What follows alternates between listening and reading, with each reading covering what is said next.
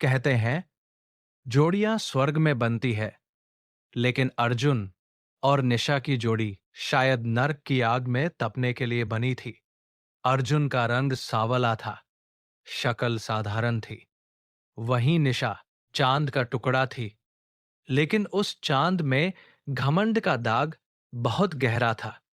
सुहागरात की वो रात प्यार की नहीं, अपमान की रात बन गई। निशा ने दूध का गिलास जमीन पर दे मारा और चिल्लाई, अपनी शक्ल आईने में देखी है?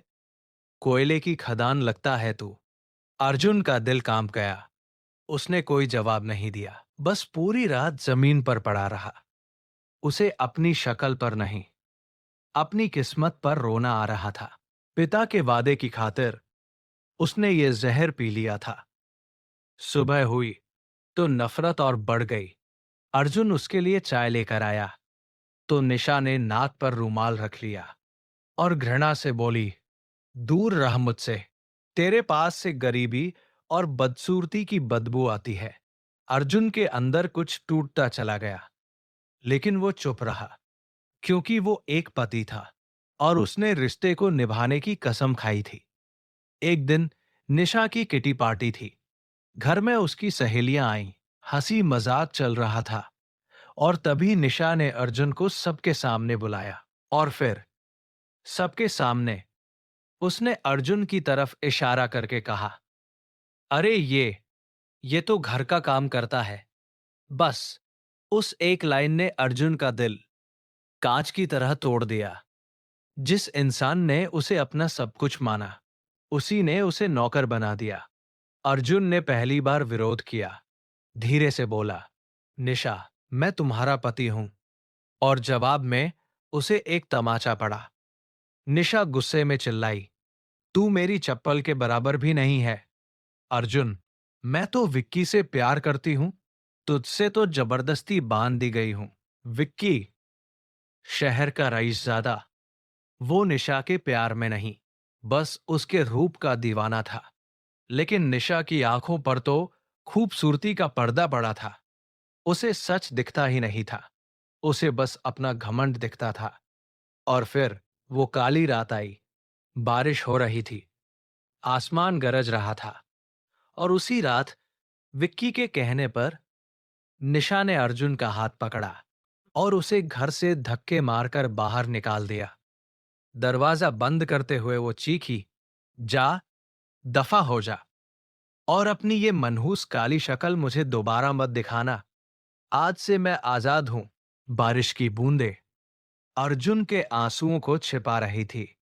वो सड़क पर खड़ा रहा, कुछ पल तक जैसे सांस लेना भी भूल गया हो। फिर उसने पीछे मुड़कर नहीं देखा।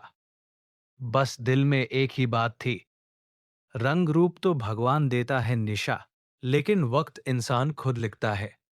और उसी रात अर्जुन ने कसम खाई। उसकी आवाज कांप रही थी, लेकिन इरादा लोहे जैसा था। तूने मुझे मेरी शक्ल के लिए छोड़ा है ना, अब मैं ऐसी पहचान बनाऊंगा कि दुनिया मेरी शक्ल नहीं, मेरा नाम देखेगी। और दोस्तों, यहीं से शुरू होती है अर्जुन की असली कहानी। रास्ता आसान नहीं था। जिसके पास रहने को छत ना हो, वो सपने कैसे देखे? अर्जुन ने फुटपाथ को अपना घर बनाया और स्ट्रीट लाइट को अपना साथी। दिन में वो ईंटें उठाता, पसीना बहाता, ताकि पेट भर सके। और रात में वो कानून की किताबें घोटकर पी जाता था। सर्दी, गर्मी, बरसात, वक्त बदलता गया। लोग सो रहे थे, लेकिन अर्जुन जाग रहा था। उसकी तपस्या आग बन रही थी। उधर निशा को लगा कि उसने जन्नत पा ली है। विक्की के पैसे और पार्टियों में वो अर्जुन को भूल चुकी थी, लेकिन उसे नहीं पता था कि विक्की सिर्फ उसके जिस्म का प्यासा था। और फिर कर्म ने अपना खेल खेला। 3 साल बाद निशा ने विक्की को किसी और के साथ रंगे हाथों पकड़ लिया।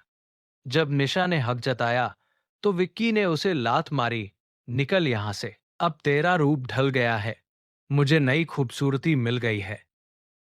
इतिहास खुद को दोहरा रहा था। जिस निशा ने अर्जुन को घर से निकाला था। आज वही निशा सड़क पर थी। न पति का साथ था, न प्रेमी का सहारा। उधर 5 साल की कड़ी तपस्या के बाद शहर में एक खबर ने तहलका मचा दिया। शहर को मिला अब तक का सबसे सख्त और ईमानदार जज जस्टिस अर्जुन प्रताप सिंह। वो काला और बदसूरत कहा जाने वाला लड़का आज न्याय की उस कुर्सी पर बैठा था जिसके सामने अच्छे अच्छे रईस थर थर कांपते थे। विक्की ने अपना आखिरी दांव खेला। उसने अपनी कंपनी के गबन का सारा इल्जाम निशा के सिर मढ़ दिया। पुलिस निशा को हथकड़ी लगाकर ले गई। अदालत खचाखच भरी थी। निशा कटघरे में खड़ी थी। उसके पास न वकील करने के पैसे थे, न खुद को बेगुनाह साबित करने का कोई सबूत। ऑर्डर! ऑल राइज आवाज गूंजी। जज साहब अपनी कुर्सी पर बैठे। निशा ने डर के मारे सिर नहीं उठाया।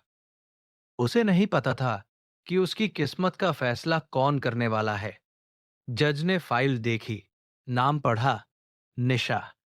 एक पल के लिए अर्जुन का हाथ रुक गया। वो नाम जिसने कभी उसे काला कहकर ठुकराया था, आज मुजरिम बनकर सामने खड़ी थी। अर्जुन ने अपनी भारी आवाज में कहा, मुजरिम, अपना सिर ऊपर करो। वो आवाज, वो जानी पहचानी आवाज। निशा ने जैसे ही नजरें उठाईं, उसके पैरों तले जमीन खिसक गई। सामने वो खड़ा था, अर्जुन। वही सांवला चेहरा, लेकिन आज उस चेहरे पर बेबसी नहीं, कानून का तेज था। निशा की जुबान तालू से चिपक गई। विक्की गवाही देने आया। माय लॉर्ड, इस औरत ने मेरे भरोसे का फायदा उठाया और मेरे पैसे चोरी किए। विक्की को लगा जज उसका साथ देगा, लेकिन अर्जुन अब वो भोला पति नहीं था। वो एक जज था। उसने एक नजर में विक्की के फर्जी दस्तावेज पकड़ लिए। मिस्टर विक्की, कानून अंधा होता है, जज नहीं। अर्जुन ने अपना फैसला सुनाया। तमाम सबूतों के मद्देनजर अदालत निशा को बाइज्जत बरी करती है और असली मुजरिम विक्की को 7 साल की सजा सुनाती है। इंसाफ हुआ, लेकिन निशा के लिए असली सजा तो अब शुरू होने वाली थी। पछतावे की सजा। कोर्ट के बाहर निशा अर्जुन की गाड़ी के आगे गिर पड़ी। अर्जुन, मुझे माफ कर दो। मैंने हीरे को पत्थर समझा। मैं तुम्हारे साथ रहना चाहती हूं। अर्जुन ने उसे उठाया। उसकी आंखों में न प्यार था, न नफरत, बस एक खालीपन था।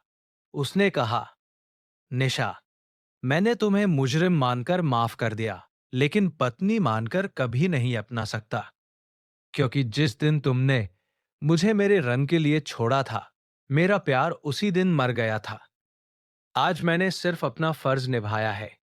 जाओ, अपनी जिंदगी जियो। गाड़ी धूल उड़ाते हुए निकल गई। निशा वहीं खड़ी रह गई, अपने घमंड की राख में लिपटी हुई। उसने सब कुछ पाकर भी सब कुछ खो दिया था। दोस्तों, ये कहानी सिखाती है कि खूबसूरती चेहरे में नहीं, इंसान के कर्मों में होती है। कभी किसी को उसके रूप रंग के लिए मत ठुकराना, क्योंकि वक्त का आईना जब सच दिखाता है तो बहुत देर हो चुकी होती है। अगर आपको अर्जुन का फैसला सही लगा तो कमेंट में जय हिंद लिखें, और आप यह वीडियो कहां से देख रहे हैं, यह भी कमेंट में जरूर बताएं।